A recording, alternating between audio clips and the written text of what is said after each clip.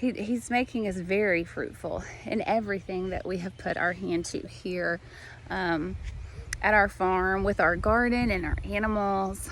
And it just, everything this year that we have planted, has all started from seed.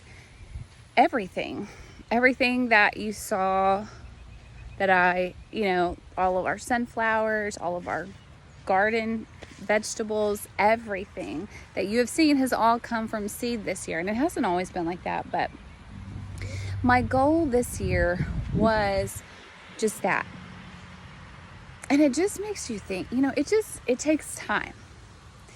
It takes time when you plant from seed, but you can't rush the process. And it always makes me think about us and the Lord. It's okay if we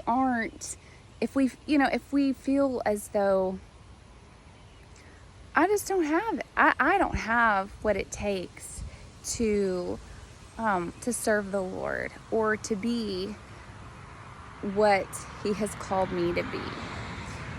And it's okay. We don't have to be perfect. We don't have to have it all together.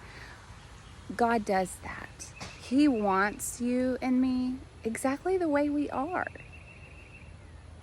He doesn't call you to perfection. And He doesn't call you because He thinks you're perfect or because you have it all figured out.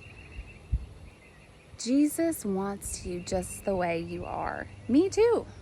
He wants us just the way we are. He loves us so much that He puts in the time, loving us day after day, forgiving us day after day when we, make a mistake, or when we miss the mark, or when we get to the point where we feel like, I just can't do this anymore. That's how good our God is.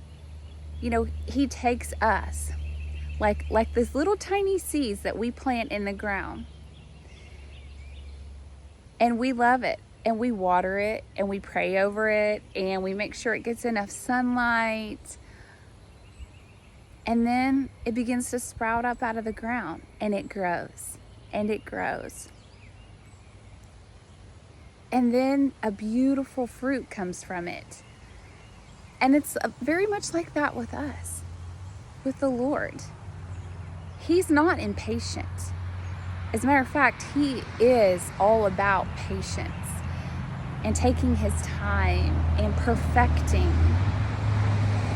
And He is slow to get angry. And He is so merciful and so forgiving. And He wants to bless you in every way possible.